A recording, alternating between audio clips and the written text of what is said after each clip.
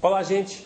Eu estou aqui hoje, 11 de abril de 2014, na condição de deputado estadual e representante de classe, para fazer mais uma denúncia contra essa bendita corregedoria, né?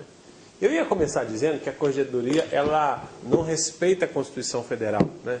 Mas eu nem posso dizer isso, porque ela nem conhece a Constituição Federal. Então, se ela não conhece, ela não pode respeitar.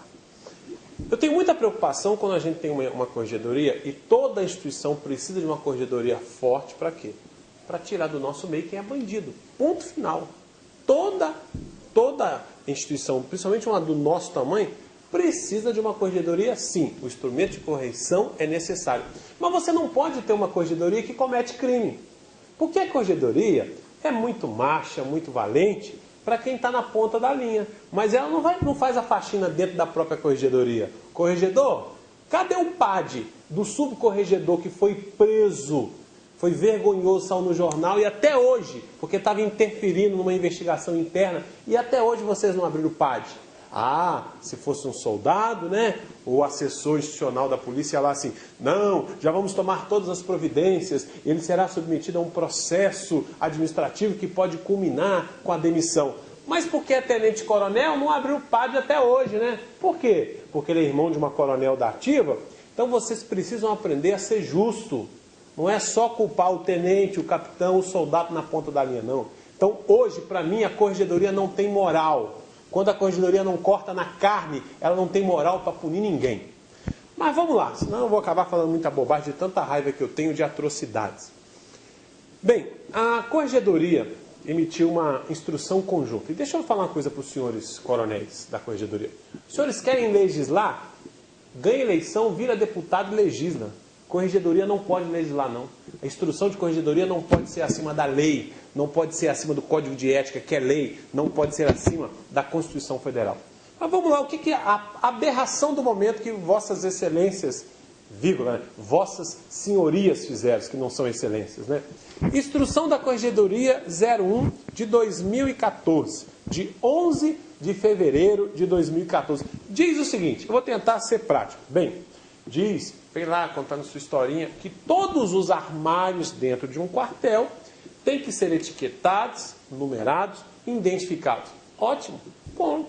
Para quê? Para não ter um armário lá sem identificação, e aí a gente vai lá numa investigação e arromba, acha droga, arma e não sabe de quem é. Então até aí, bacana.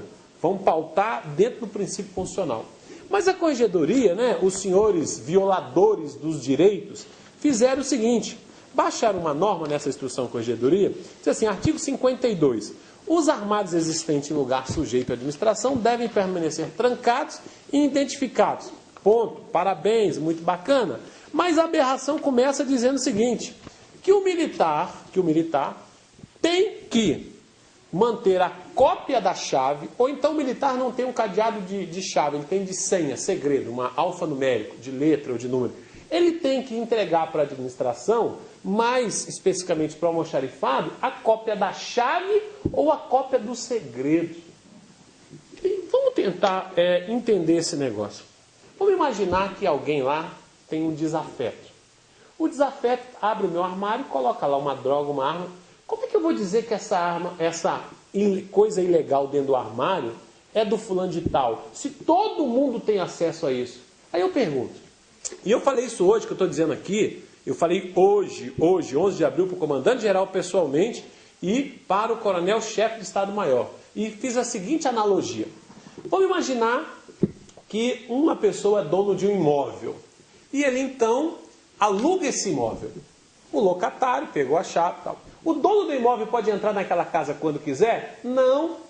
Ele não pode invadir ali, ainda que a propriedade é dele, ele não pode invadir a privacidade de quem alugou. Ora, o armário é do Estado, está aqui, ó, é do Estado, né? O detentor do armário, tá certo? É o militar. Mas o que está lá dentro é responsabilidade dele. O Estado não pode violar a sua intimidade. Uma instrução de corregedoria não pode ser superior aqui à nossa Constituição, no artigo 5º, que diz o seguinte, são invioláveis a intimidade, a vida privada, a honra e a imagem das pessoas.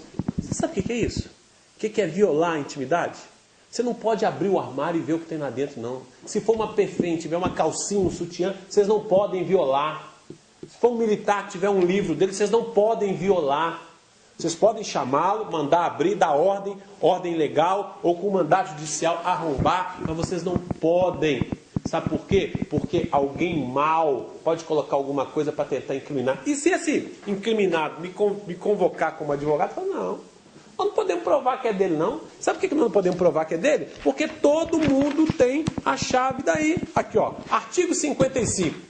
Muito embora os detentores de armário em lugar sujeito à administração militar possam acomodar bem particular em seu interior, tão fato não retira a natureza pública que repousa sobre o local e não limita o poder de acesso à fiscalização por parte. Limita sim. Os senhores não estão acima da lei. Os senhores não podem fazer o que querem. Os senhores que ficam colocando nos nossos juramentos, respeitar os direitos. Balela. A administração não respeita os direitos humanos. Os maiores violadores dos direitos humanos policiais é a administração da polícia militar. Vocês não têm moral para punir o militar quando ele excede lá na rua, porque vocês estão cometendo excesso todo dia, toda hora. Vou repetir 10 mil vezes. Vocês não vão abrir PAD do subcorregedor, não?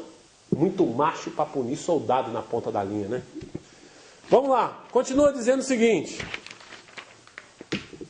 Que eu tenho que manter essa chave ou essa senha lá da administração. Então vocês não sabem o que é violar a intimidade, né? Direitos e garantias individuais. A corregedoria sabe o que é isso? Será que na corregedoria tem alguma constituição?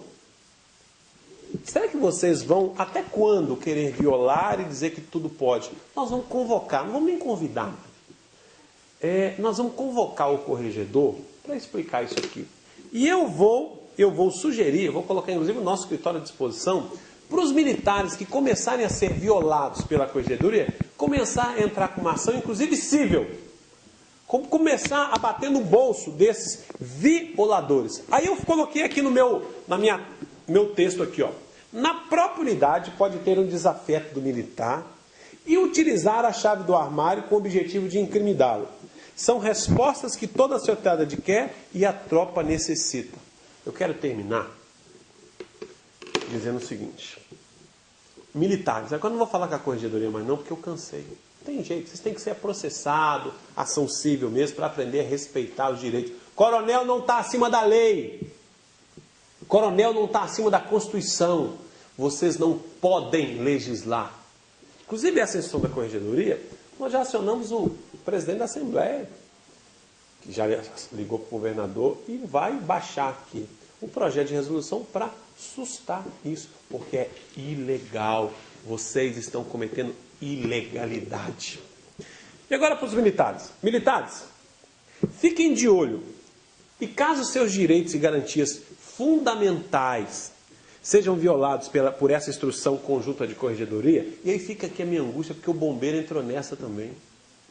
Uma instrução conjunta, e o bombeiro foi lá e assinou. Tá certo. Acione, militar, a justiça. Solicite indenização. Pode vir procurar que eu faço isso de graça para você, não cobro nada como advogado. Solicite indenização por danos morais e materiais. Existem vários julgados no Tribunal de Justiça, no STJ e no STF também, concedendo indenização por danos morais e materiais para militar. Olha, atrás da farda tem um cidadão de um montão de direitos, um montão de deveres também, mas que está dentro da Constituição. A minha condição de militar não me tira os direitos e garantias individuais. Então fica aqui a nossa angústia, se não desabafo, se não nojo, de uma corregedoria que a todo momento viola. E depois tem a cara de pau de no local de ocorrência, né? Não, nós viemos aqui para respaldar a legalidade. Que legalidade? Vocês não sabem o que é legalidade, não. Vocês não conhecem esse termo legalidade. Vocês acham que a natureza militar, vocês são mais homens do que todo mundo e podem violar o direito. Não podem violar. Militares, processe, peçam indenização, porque talvez seja só essa linguagem que esse povo conhece. Muito obrigado.